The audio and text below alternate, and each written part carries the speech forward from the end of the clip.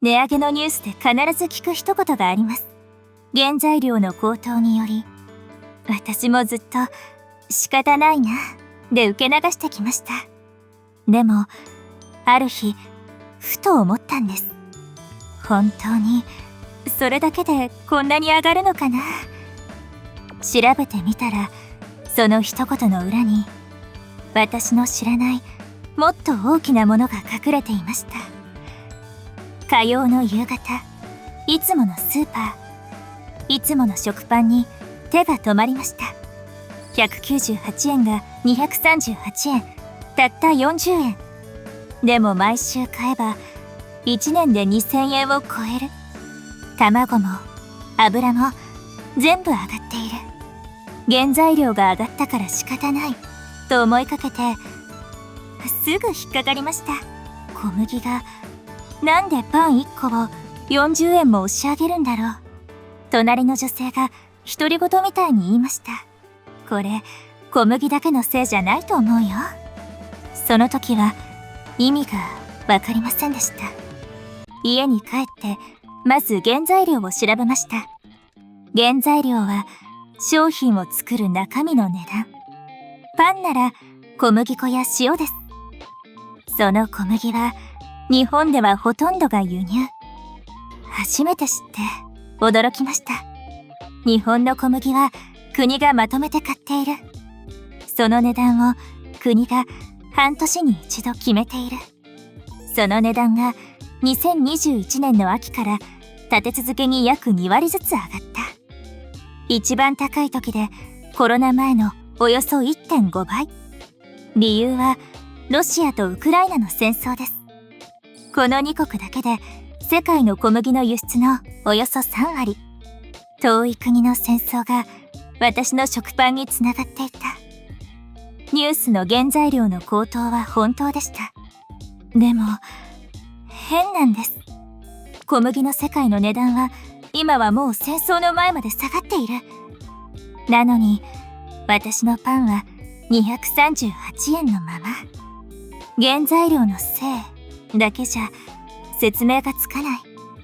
残りはどこから来たんだろう。残りの正体は物流費。物を運ぶ費用です。船とトラックと人のお金です。コロナの頃、海外から運ぶ船の運賃が一時普段のおよそ5倍に跳ね上がった。日本の中でも変化が起きていた。2024年の春からトラック運転手さんの残業に上限ができた。働く人を守る大事なルールです。でも一人が運べる量は減る。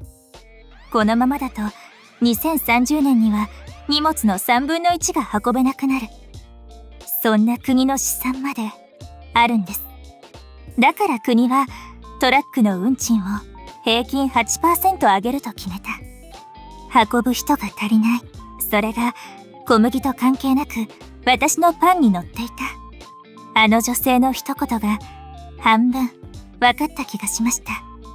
原材料と物流、2つ並べてもまだしっくりこない。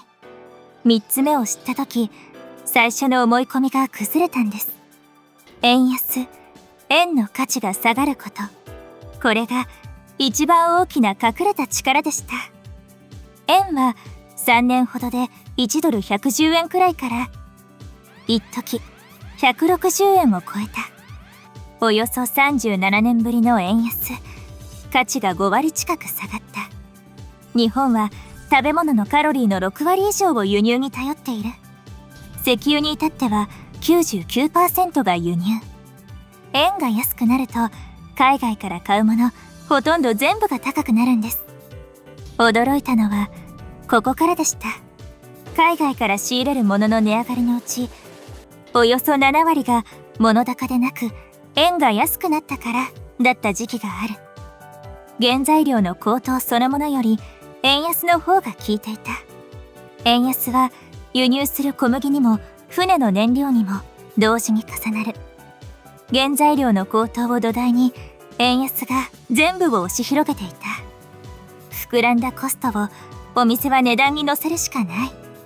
これを価格転嫁と言います。価格転嫁とは、増えた費用を売値に乗せること。数日後、また別の値上げのニュースが流れました。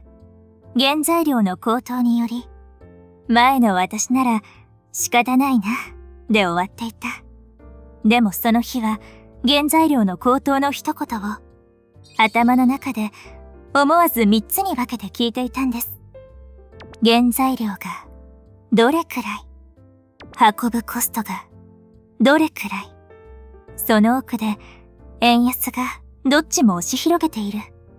同じ一言がまるで違って聞こえました。次の火曜日、また食パンの前に立ちました。値札はまだ238円のまま。でも、見ているものはもう40円という数字じゃなかった。値札の裏に戦争で揺れた畑と足りない運転手さんと安くなった円が折り重なる。あの女性は多分これを知っていたんだと思います。値上げを聞いたら原材料、物流、為替に分けて考える。その3つは別々じゃなく手をつないでいる。私のカゴの中の値段になっている。特に円安はその全部を静かに押し広げる。原材料の高騰によりを丸ごと飲み込まなくなりました。今日の話が少しでも役に立ったら、高評価とチャンネル登録で教えてもらえたら嬉しいです。これからも暮らしの値段の裏側を私と一緒に一つずつほどいていきましょう。私たちは値上げの理由を原材料の高騰という短い言葉で受け取ることに慣れすぎたかもしれません。でもその一言の裏には船や人手や世界のお金の動きが畳み込まれています。次に値上げのニュースを聞いたとき、その一言をそのまま信じますか？それとも裏側を覗いてみますか？